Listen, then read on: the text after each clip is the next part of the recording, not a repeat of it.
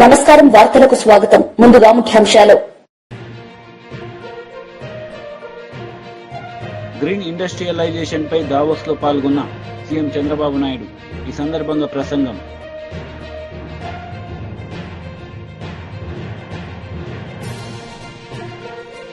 BJP leader press meet పలు అంశాలపై వివరణ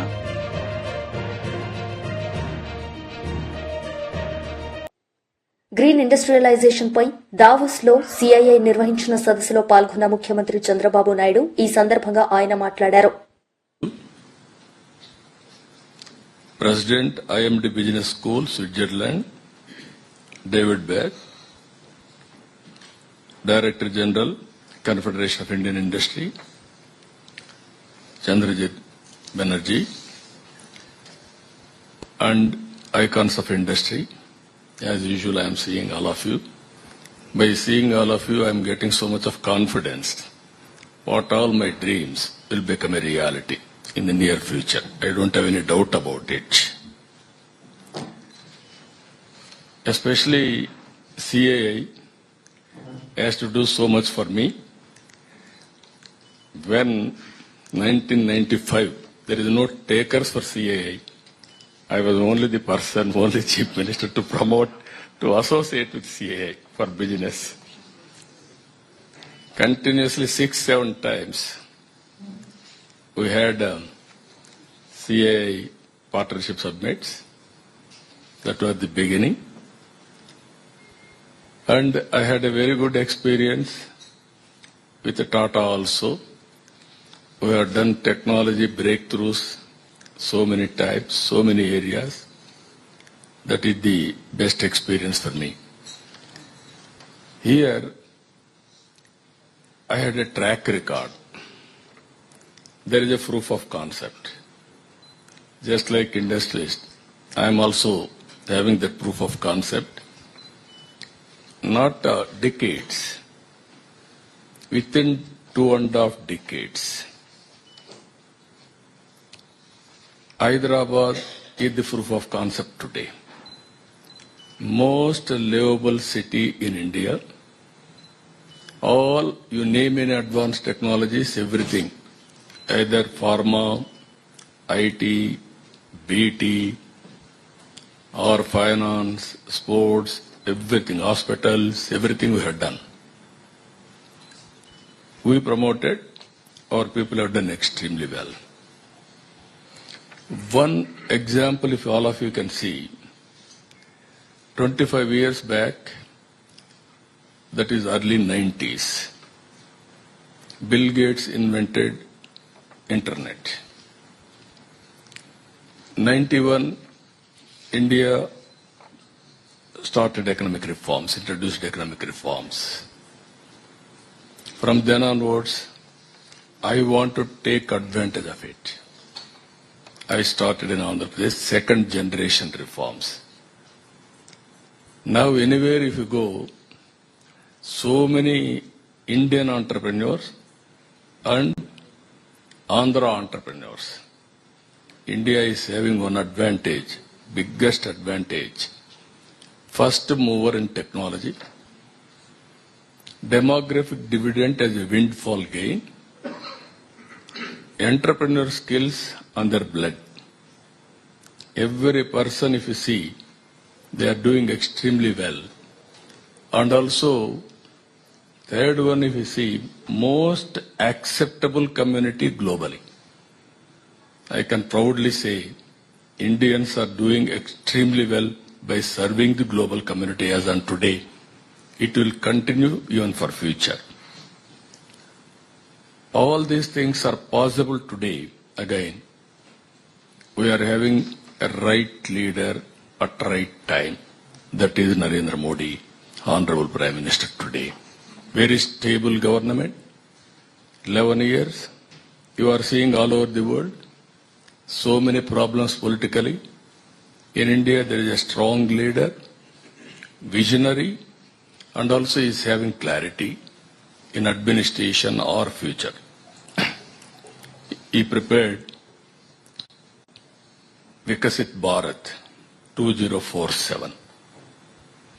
I don't have any doubt you are going to witness already symptoms are we are seeing by 2047 India will be number 1 or number 2.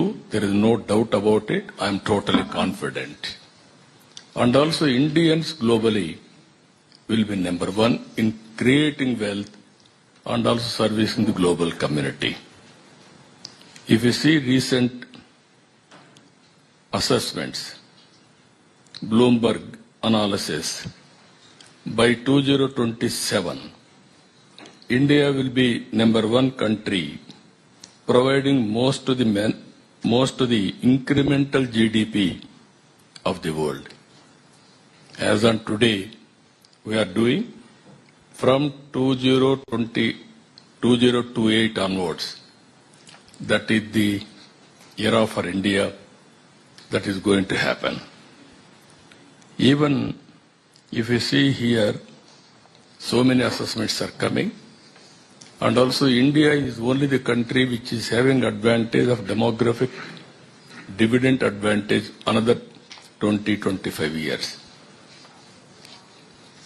All developed countries have failed in management of population. India, if we can manage, we can do service to the community globally. That will be a big contribution for the global survival itself. BRS party leader media సమావేశం నిర్వహించారు. ఈ సందర్భంగా ఆయన మాట్లాడారు. ఎందుకంటే ఎప్పుడైతే మీరు Chevella SC ST declaration చేసినారు, చేవెళ్ళ ఎస్సీ ఎస్టీ డిక్లరేషన్లో మీరు అనేక హామీలు ఇచ్చినారు, లెక్కకు మించిన హామీలు ఇచ్చినారు. ఇందులో ఏ ఒక్కటన్నా అమలైందానంటే ఏ ఒక్కటి కూడా అమలుకు నోచుకోలేదు. అది బోను ఇప్పటి వరకు ఎస్సీ శాఖకు సంవత్సరం దాటినా ఒక మంత్రిని నియమించకపోవడం చాలా దురదృష్టకరం. అంటే ఎస్సీల పట్ల ఈ ప్రభుత్వానికి ఉన్నటువంటి చిత్తశుద్ధి ఇది అని మనకు అర్థమవుతా ఉంది. అదేవిధంగా నిన్న మొన్నటి వరకు ఎస్సీ శాఖకు సంబంధించినటువంటి ఎండి పోస్టును కూడా క్రియేట్ చేయాలి. 5 నెలలు 6 నెలలు ఖాళీ పెట్టింది. ఎస్సీ యాక్షన్ ప్లాన్ లేదు గత సంవత్సరం. ఎస్సీ యాక్షన్ ప్లాన్ ఉంటేనే దాని మీద పెట్టినటువంటి బడ్జెట్ ఏదైతే ఉందో మరి ఆ సంవత్సర కాలంలో ఎస్సీలకు సంబంధించినటువంటి అనేక స్కీమ్స్ కావచ్చు, తర్వాత ప్రోగ్రామ్స్ కానీ అమలు చేయడం జరుగుతుంది. ఎస్సీ ప్లాన్ అసలు ప్లానే లేదు. తర్వాత రేపు హడావుడిగా 23వ తారీఖు నాడు బట్టి విక్రమార్క గారు ఒక మీటింగ్ ఏర్పాటు చేశారు. ఎందుకు అని అంటే 2వ తారీఖు నుంచి మళ్ళీ బడ్జెట్ సమావేశాలు ప్రారంభం అవుతున్నాయి కాబట్టి మరి ఇవన్నీ కూడా ప్రజల సమక్షంలో సభా సాక్షిగా మళ్ళీ చూపించాల్సి వస్తుంది కాబట్టి ఈరోజు మళ్ళీ హడావుడిగా మీటింగ్ పెట్టి నిన్నగాక మొన్న అధికారులకు ఆదేశం ఇచ్చినట్టుగా నేను పేపర్లో చూసిన. ఏమని? ఎస్సీ సబ్ ప్లాన్కు సంబంధించినటువంటి నిధులు మీరు ఏవేవైతే స్కీములు ఉన్నాయో వాటికి వెంటనే కేటాయించండి అని. చాలా హాస్యాస్పదంగా అనిపించింది. ఎందుకంటే సరిగ్గా ఈ రోజుకి 11 రోజులు ఉన్నది సమావేశాలు. ఈ 11 రోజులలో మీరు అసలు సబ్ ప్లాన్కు సంబంధించినటువంటి నిధులు ఏ విధంగా ఖర్చు చేయగలుగుతారు?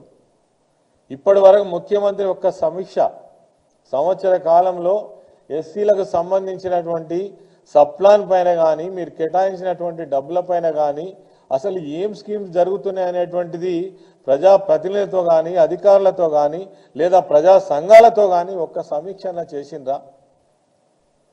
ఇక మరి మీరేమో చేవెళ్ళ డిక్లరేషన్, మీ మాటలు చూస్తే కోటలను దాటుతున్నాయి. ఇవి ఎప్పటి నుంచి? ఏకంగా 60 సంవత్సరాల అధికారంలో ఉన్నటువంటి కాంగ్రెస్ పార్టీ ఆనాటి నుంచి ఈనాటి వరకు కూడా, ఆనాడు ఇందిరాగాంధీ గారు ఇచ్చినటువంటి నినాదం గరీబీ హటావో, అప్పటి నుంచి ఇవే మాటలు చెప్తున్నారు. నిజంగానే ఎస్సీ వర్గాలలో ఎస్టీ వర్గాలలో పేదరికం పోయిందా? మరి మీరు కేటాయించినటువంటి నిధులు ఆనాడు సమైక్య ఆంధ్రప్రదేశ్లో కూడా ఎస్సీ సబ్ ప్లాన్కు సంబంధించినటువంటి నిధులు సవ్యంగా ఖర్చు చేయాలి, అవి డైవర్ట్ కావద్దు, నిజంగా వాళ్ళకే చెందాలని ప్రజా సంఘాలు ఎస్సీ ఎస్టీలు ఉద్యమాలు చేస్తే తప్ప ఆ పైసలు ఖర్చు కానటువంటి పరిస్థితి. ఈ రోజు కూడా రేవంత్ రెడ్డి అదే విధానంలో మళ్ళీ నడుస్తున్నట్టుగా మనకు ఖచ్చితంగా కనబడుతున్నది. మరి ఇంకా దుర్మార్గం ఏంటంటే ఎస్సీలకు రక్షణ కల్పించేటువంటి చట్టం 2015, ఎస్సీ ఎస్టీ చట్టం 2017, దీని ప్రకారము ఎవరైతే ఎస్సీ ఎస్టీలు బాధితులు ఉన్నారో వాళ్ళను ఆర్థికంగా ఆదుకోవడం కోసం వాళ్ళకి తక్షణమే బేసిక్ పెన్షన్ ఇచ్చి అదేవిధంగా రిలీఫ్ ఇచ్చి వాళ్ళను ఆదుకోవడం కోసం చేసినటువంటి చట్టం. ఈ చట్టానికి సంబంధించి ఈ 33 జిల్లాలలో 5,000 మంది బాధితులు, 5,000 మంది బాధితులకు రావాల్సినటువంటి 45 కోట్ల రూపాయలు కూడా ఇప్పటి వరకు రిలీజ్ చేయలేదంటే.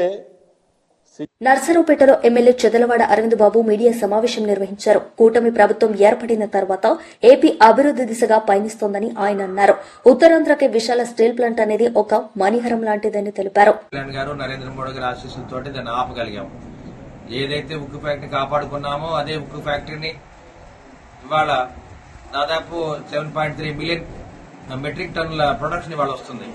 అటువంటి ఉక్కు ఫ్యాక్టరీ దాదాపు రష్యా, జర్మనీ పరిపక్వతతో మనం ఇవాళ ఉక్కు స్టీల్ ని మనం డెవలప్ చేసుకుంటాం అన్నమాట. అటువంటి ఉక్కు ఫ్యాక్టరీని కాపాడుకోవడానికి నారా చంద్రబాబు నాయుడు గారు ప్రతి వ్యవస్థని బాగు చేసుకునే కార్యక్రమాలు ఇవాళ విశాఖ ఉక్కు ఫ్యాక్టరీని కాపాడుకోగలిగాం. ఏదైతే జగన్మోహన్ రెడ్డి గారు చేసిన అవినీతి, దుర్మార్గాలు, కుటిలమైన ఆలోచనతోటి విశాఖ ఉక్కు ఫ్యాక్టరీ ప్రభుత్వం ప్రైవేట్ పరం చేయడానికి ప్రయత్నం చేశారు. అవన్నీ కూడా మనం నిర్మూలించి వాళ్ళు విశాఖ కాపాడుకున్నాము. మరి దీని పరిణామం మన సెంట్రల్ గవర్నమెంట్ నుంచి మనకి 3,000 కోట్ల రూపాయలు రావడం జరిగింది. అదేవిధంగా రేపు కూడా మళ్ళీ ఇంకో 13,000 కోట్ల రూపాయలు మనకి సహాయం ఉంటుంది. మరి ఇటువంటి కార్యక్రమాన్ని దగ్గరుండి ముందుకు తీసుకెళ్తున్న నారా చంద్రబాబు నాయుడు గారికి, పవన్ కళ్యాణ్ గారికి, నరేంద్ర మోడీ గారికి, ఆంధ్ర రాష్ట్ర ప్రజల తరఫున మేమందరం కూడా సదా రుణపడి ఉంటామని చెప్పి వాళ్ళు ప్రెస్ మీట్ పెట్టడం జరిగింది. దీనికి బీజేపీ, జనసేన, టీడీపీ నాయకులు రావడం జరిగింది. అదేవిధంగా ఈ గడిచిన 7 నెలలుగా ఉమ్మడి ప్రభుత్వం ఏర్పడిన తర్వాత నర్సరావుపేట అసెంబ్లీ సెగ్మెంట్ లో పవన్ కళ్యాణ్ ఆధ్వర్యంలో మనకి దాదాపు 4 కోట్ల రూపాయలు నిధులు మంజూరు అవడం జరిగింది. ఏదైతే కోటకొండ శివరాత్రికి ఫిబ్రవరి 20వ తేదీన శివరాత్రి జరుపుకుంటాము. కొత్తపాలెం నుంచి కోటకొండ వరకు దాదాపు 4 కోట్ల రూపాయల రోడ్డు నిర్మాణం కోసం మనకు ఆ నిధులు మంజూరు చేయడం జరిగింది. అదేవిధంగా నర్సరావుపేట పట్టణంలో 31వ వార్డులో సింధు స్కూల్ దగ్గర సబ్స్టేషన్ దగ్గర హై లెవెల్ బ్రిడ్జ్ ఒకటి కడుతున్నాం. దానికి దాదాపు 40 లక్షల రూపాయలు మున్సిపల్ ఫండ్స్ నుంచి, జనరల్ ఫండ్స్ నుంచి మనకు రిలీజ్ చేయడం జరిగింది. అదేవిధంగా మార్కెట్ యార్డ్ దగ్గర ఓవర్ హెడ్ ట్యాంక్ ఒకటి, pump house, pipe line connections, వీటన్నిటి కూడా దాదాపు 36 లక్షల రూపాయలు మనకు శాంక్షన్ చేయడం జరిగింది. అదేవిధంగా YSRCP leader Shivashankar Reddy press meet నిర్వహించారు. ఈ సందర్భంగా ఆయన మాట్లాడారు. లోకేష్ ఒకసారి 5 సార్లు వరుసగా వెళ్లారు. వెళ్లడంలో తప్పులేదు, ఎవరైనా వెళ్తా ఉంటారు, పెట్టుబడులు కావాలనుకుంటారు. కానీ ఇక్కడ ఈ ఎల్లో మీడియా, ముఖ్యంగా ఈనాడు పత్రిక, ఇవన్నీ చూస్తే ఆ యొక్క పచ్చ పత్రికలు, పచ్చ టీవీలు బాహుబలి 2, బాహుబలి 1, పుష్ప 2 దాంట్కి మించిన హైప్ చేసుకుంటూ, అంటే ఆ మూవీలో కూడా అంత ఉండదు సీన్, ఎలివేషన్స్. ఆహా, చంద్రబాబు గారు అడుగు పెడుతున్నారు, ప్రపంచంలో ఉండే ఇన్వెస్టర్స్ అందరూ కూడా ఆంధ్రప్రదేశ్కి వచ్చేశారు, పెట్టుబడులు పెట్టారు, ఉద్యోగాలు ఇచ్చారు, అయిపోయిందంతా అనేటువంటి రీతిలో వాళ్ళ యొక్క ఎలివేషన్ చూస్తే, ఆహా, ఆ పత్రికల ఎలివేషన్స్ నిజంగా పాపం కొంతమంది అమాయక ప్రజలు ఆ పేపర్ చదివే వాళ్ళు నిజమే అనుకోవచ్చు. కానీ కొన్ని చెప్దాం. ఈ రోజు వెళ్లారు కదా, దీని గురించి ఇప్పుడు వెళ్ళిన దాని గురించి మాట్లాడే ముందు ఆ 2014-19లో వరుసగా 5 ఏళ్ళు వెళ్లారు కదా. 5 ఏళ్ళు వెళ్ళినప్పుడు ఏం చెప్పారు? 2014-19లో కొన్ని, నేను ఎక్కువ చెప్పను ఎందుకంటే ఇది 2014-19 మధ్యలో చంద్రబాబు నాయుడు గారు వరుసగా 4 ఏళ్లు, తర్వాత వారి పుత్రుడు లోకేష్ ఒకసారి 5 సార్లు వరుసగా వెళ్ళారు. వెళ్ళడంలో తప్పులేదు. ఎవరైనా వెళ్తా ఉంటారు, పెట్టుబడులు కావాలనుకుంటారు. కానీ ఇక్కడ ఈ ఎల్లో మీడియా, ముఖ్యంగా ఈనాడు పత్రిక, ఇవన్నీ చూస్తే ఆ యొక్క పచ్చ పత్రికలు, పచ్చ టీవీలు బాహుబలి 2, బాహుబలి 1, పుష్ప 2 దాంట్కి మించిన హైప్ చేసుకుంటూ, అంటే ఆ మూవీలో కూడా అంత ఉండదు సీన్, ఎలివేషన్స్. ఆహా, చంద్రబాబు గారు అడుగు పెడుతున్నారు, ప్రపంచంలో ఉండే ఇన్వెస్టర్స్ అందరూ కూడా ఆంధ్రప్రదేశ్కి వచ్చేశారు, పెట్టుబడులు పెట్టారు, ఉద్యోగాలు ఇచ్చారు, అయిపోయిందంతా అనేటువంటి రీతిలో వాళ్ళ యొక్క ఎలివేషన్ చూస్తే, ఆహా, ఆ పత్రికల ఎలివేషన్స్ నిజంగా పాపం కొంతమంది అమాయక ప్రజలు ఆ పేపర్ చదివే వాళ్ళు నిజమే అనుకోవచ్చు. కానీ కొన్ని చెప్దాం. ఈ రోజు వెళ్ళారు కదా, దీని గురించి ఇప్పుడు వెళ్ళిన దాని గురించి మాట్లాడే ముందు ఆ 2014-19లో వరుసగా 5 ఏళ్ళు వెళ్ళారు కదా, 5 ఏళ్ళు వెళ్ళినప్పుడు ఏం చెప్పారు? 2014-19లో కొన్ని, నేను ఎక్కువ చెప్పను ఎందుకంటే ఇది ప్రెస్ మీట్ కాబట్టి, కంపెనీలు అన్ని చెప్తే కనుక దాదాపు ఒక 20-30 A3 సైజ్ పేపర్లో రాసుకున్నా కూడా ప్లేస్ సరిపోదు. 2014-19లో ఏం చెప్పారంటే, దావోస్ చంద్రబాబు పర్యటించి మైక్రోసాఫ్ట్ స్టాండర్డ్ అంట ఫౌండర్ బిల్ గేట్స్ కలిశారు, దాదాపు సమావేశమయ్యారు. విశాఖపట్నంలో మైక్రోసాఫ్ట్ వస్తా ఉంది, విప్రో డేటా సెంటర్లు వస్తున్నాయి, భారీ హార్డ్వేర్ పరిశ్రమలు అన్ని కూడా విదేశాలు వచ్చాయన్నారు. మరి ఎక్కడున్నాయో తెలియదు. తర్వాత 2016లో మియర్ బర్గర్ అంట, విస్లోమ్ అంట, తర్వాత 2000 కోట్లతో గెజ్జి టెక్స్టైల్ మెకా టెక్స్టైల్ పార్క్ అంట, అండాని గ్లోబల్ గోల్డ్ రిఫైనరీ ప్లేస్ అంట. ఇవన్నీ కూడాను ఎన్ని చదువుతా పోతే పోదు. కొన్ని ఆ క్లిప్పింగ్స్ కూడా చూద్దాం.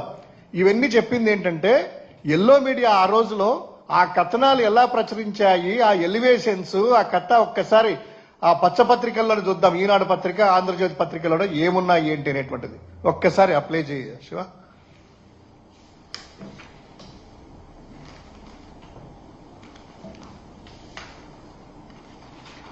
ఆంధ్రాకు అలీబాబా అంట, డేటా సెంటర్ సంబంధించింది ఆంధ్రాకు వచ్చేసిందంట. ఆ అలీబాబా మరి నేనైతే చూడలే, ఆ అలీబాబా ఎక్కడున్నాడో ఏమో మరి. కానీ అలీబాబా అరడజన్ దొంగలు మాత్రము రాష్ట్రంలో తిరుగుతున్నారు. ఈ అలీబాబా మరి ఎక్కడున్నారో ఎవరో తెలియదు. వాళ్ళు ఈనాడు పత్రిక, ఆంధ్రాకు అలీబాబా అంట, రాష్ట్రంలో డేటా సెంటర్ ఏర్పాటంట, ఇదంతా కూడా అన్నారు. ఎక్కడున్నారో అలీబాబా ఒక్కసారి వాళ్ళే ఈనాడు పత్రిక రేపు పత్రికలు వేస్తే తెలుస్తుంది. నెక్స్ట్ దానికి సంబంధించినట్టు అంతా కూడాను ఆహా అయిపోయినాయి. ఆ మ్యాటర్ లోపల చదివితే ఎలివేషన్స్, ఆ కార్ఖానా చూస్తే కనుక ఒక రేంజ్ లో. రెండో నెక్స్ట్ హై స్పీడ్ల రైళ్ల కర్మాగారం అంట, స్విస్ కంపెనీ స్టార్టెడ్ రైల్ అంట, విశాఖపట్నంలో హై స్పీడ్ రైలు నిర్మాణం చేపడుతుందంట, భారీ కర్మాగారం అంట. మరి ఎక్కడుందో ఆ హై స్పీడ్ రైళ్లు, ఆ బుల్లెట్ ట్రైన్స్ ఎక్కడ తిరుగుతున్నాయో మరి, విశాఖపట్నంలో తిరుగుతున్నాయా, అమరావతిలో తిరుగుతున్నాయా, నారావారిపల్లిలో తిరుగుతున్నాయా, లేకపోతే కుప్పంలో రైళ్లు ఏమైనా తిరుగుతున్నాయో, కర్మాగారాలు ఎక్కడ ఉండేది ఆ ఈనాడు పత్రిక, ఆంధ్రజ్యోతి రేపు ప్రచురిస్తే బాగుంటది. తర్వాత ఆంధ్రప్రదేశ్కి ఎయిర్ బస్ అంట, ఎయిర్ బస్ C-29 విమాన ఉత్పత్తి కారాగారాలంట వస్తుందంట. మరి ఎయిర్ బస్ ఎయిర్ లో ఉందో, కిందకి దిగిందో, ఆ విమానాల కర్మాగారాలు ఎక్కడున్నాయో, ఏ దేశానికి ఎక్స్పోర్ట్ చేస్తున్నారో, లేకపోతే ఈ విమానాలు ఎక్కడెక్కడ తిరుగుతున్నాయో. బీఆర్ఎస్ పార్టీ లీడర్ మీడియా సమావేశం నిర్వహించారు. ఈ సందర్భంగా ఆయన మాట్లాడారు. ఎలక్ట్రిక్ బస్సెస్ ఒలట్రా అనే కంపెనీ ద్వారా ఒక 500 బస్సులకి మనం బీఆర్ఎస్ ప్రభుత్వంలో ఇవ్వటం జరిగింది. అందులో ఏసీ ఉన్నాయి, నాన్ ఏసీ కూడా ఉన్నాయి.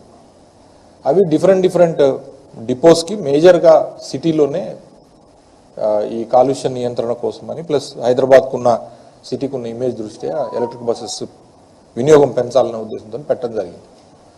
But existing depots, existing RTC ఆర్ఎంలు, డిఎంలు కింద కండక్టరు ఆర్టీసీకి ఆ వ్యక్తి ఉండేటట్లు నడిపాం. దాంతోపాటుగా సొంతంగా మనం కూడా బస్సులు ఒక 650 బస్సులు, డీజిల్ బస్సులు మనం కొన్నాం. సంస్థకి ఓనర్షిప్ ఉండే విధంగా బ్యాంకుల నుంచి రుణాలు పొంది వాటిని డీలక్స్, సెమీ లగ్జరీ, తర్వాత రాజధాని ఇట్లాంటి వివిధ బ్రాండ్స్ కింద మనం బస్సులు ప్రతి డిపో కూడా అరేంజ్ చేసినాం. సో ఒకవైపు సంస్థని బలోపేతం చేసుకుంటూనే అనేక ఒడిదుడుకులు ఎదుర్కొంటున్న సమయంలో ఆర్టీసీని బీజేపీ లీడర్ మీడియా సమావేశం నిర్వహించారు. ఈ సందర్భంగా పలు అంశాలపై ఆయన మాట్లాడారు. పోచారం దగ్గర ఏదైతే అక్కడ బాధితులు వచ్చి తమ గోడు వెళ్ళబోసుకుంటే బీజేపీ జాతీయ కార్యవర్గ సభ్యులు, మల్కాజ్గిరి పార్లమెంట్ సభ్యులు ఈటల రాజేందర్ గారు మరియు బీజేపీ నాయకులతో బాధితులతో కలిసి అక్కడికి వెళ్ళారు. అక్కడ జరిగిన యొక్క సంఘటన ఏమిటంటే, ఇవాళ బాధితులను అనేక రోజుల నుంచి వేధింపులకు భూ కబ్జాదారులు గురి చేస్తూ ఉంటే పోలీసు ఏ మాత్రంగా కూడా వాళ్లకు భరోసా ఇవ్వలేదు, వాళ్ళకు రక్షణ కల్పించలేదు. ఇటువంటి పరిస్థితులలో అక్కడికి వెళ్ళిన గౌరవ పార్లమెంట్ సభ్యులు అక్కడున్న పరిస్థితిని పర్యవేక్షిస్తున్న సమయంలో దురుసుగా కబ్జాదారుల యొక్క తాబేదుదారులు, కాపలాదారులు ప్రవర్తించడం వలన అక్కడ ఇలాంటి సంఘటన జరిగింది. ఇవాళ ఇది ఇక్కడే కాదు, ఇటువంటి యొక్క భూమాయ ఇవాళ మా యొక్క మెదక్ పార్లమెంట్ సభ్యులు రఘునందన్ రావు గారు కూడా ఏదైతే అక్కడ భూ కబ్జా గురి అయిందని చెప్పి ఆందోళన చేయడం జరుగుతుంది. ఈ విధంగా రాష్ట్రంలో ఎక్కడ చూసినా ఇవాళ ఇటువంటి యొక్క సంఘటనలు పెరిగిపోతున్నాయంటే దానికి యొక్క ప్రభుత్వ విధానము, ప్రభుత్వం అనుసరిస్తున్న యొక్క వైఖరే కారణం. దీనికి ముఖ్యమంత్రి గారు సమాధానం చెప్పాలి. ఇప్పటికైనా ఈ కబ్జాలను అరికట్టాలి, చట్టాన్ని గౌరవించే విధంగా చేయాలి, బాధితులకు అండగా నిలవాలి. ఒకవైపు హైడ్రా పేరుతోని, మూసి సుందరీకరణ పేరుతోని అనేక మంది పేద ప్రజలను మరి వాస్తవంగా కొనుగోలు చేసిన వాళ్ళను కూడా భయభ్రాంతులకు ప్రభుత్వం చేస్తున్నది. ఇంకొక వైపు ఈ రోజున ప్రభుత్వం అండ చూసుకొని కబ్జాదారులు, వాళ్ళకు సంబంధించిన యొక్క నాయకులు, అనుచరులు ఈరోజు ఇటువంటి సంఘటనలకు పాల్పడుతున్నారు. దీన్ని భారతీయ జనతా పార్టీ తీవ్రంగా ఖండిస్తున్నది. వెంటనే వీటన్నిటి పట్ల కఠిన చర్యలు ప్రభుత్వం తీసుకోవాలి, బాధితులకు రక్షణ కల్పించాలి. ఒక బాధితుని ఇల్లు కూడా కూల్చేసిళ్ళు కబ్జాదారులు. పాపమైన బ్యాంక్ లోన్ తీసుకొచ్చుకొని 30 లక్షల రూపాయలకు సంబంధించిన యొక్క ఇల్లు కట్టుకుంటే ఇల్లు కూల్చేసిండు. ఇది ఎక్కడ అన్యాయమని అడుగుతున్నా. రోజు ఇవాళ వాళ్ళకు పట్టాలుండి, వాళ్ళకు చట్టపరమైన యొక్క డాక్యుమెంట్లుండి, వాళ్ళు కోర్టు యొక్క ఉత్తర్వులు వాళ్ళకు అనుకూలంగా ఉండి వాళ్ళు జీవిస్తూ ఉంటే, నివసిస్తూ ఉంటే వాళ్ళపైన రోజు రాళ్ళ దాడి చేయడం, దీనికి ఎన్నిసార్లు పోలీసులకు మొరపెట్టుకున్నా కూడా పోలీసులు స్పందించకపోవడాన్ని భారతీయ జనతా పార్టీ తీవ్రంగా ఖండిస్తున్నది. ఈ రోజున ఎట్టి పరిస్థితుల్లో కూడా ఇటువంటి బాధితుల పక్షాన ఉద్యమం మా గౌరవ పార్లమెంట్ సభ్యులు కానీ, బీజేపీ నాయకులు కానీ చేస్తున్నది ఆగది. తప్పక ప్రభుత్వం తగిన చర్యలు తీసుకోవాలని చెప్పి డిమాండ్ చేస్తున్నాం. ముఖ్యంగా ఇందులో పేద ప్రజలు ఉన్నారు, బడుగు బలహీన వర్గాలు ఉన్నారు, గిరిజనులు ఉన్నారు, పోలీసు అధికారులకు సంబంధించిన యొక్క ప్లాట్లు కూడా ఉన్నాయి. అందులో 2000 పైన ప్లాట్లు ఉన్నాయి. వాళ్ళకు ప్లాట్లు ఉంటే వాటిని అన్నింటినీ మళ్ళీ వాటి పేరు మీద పాస్బుక్లు కాంగ్రెస్ ప్రభుత్వం వచ్చినాక ఇష్యూ అయిందంటే ఎటువంటి భూమాయ జరుగుతున్నదో దీన్ని బట్టి అర్థమవుతున్నది. కాబట్టే చట్టాన్ని గౌరవించాలి, చట్టాన్ని చేతులకు తీసుకునే వాళ్ళపైన కఠిన చర్యలు తీసుకోవాలని చెప్పి డిమాండ్ చేస్తుంది.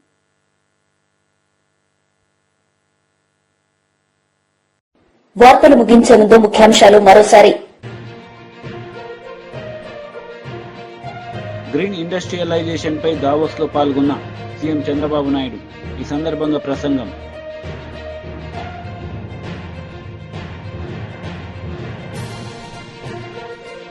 బీజేపీ లీడర్ ప్రెస్ మీట్, పలు అంశాలపై వివరణ.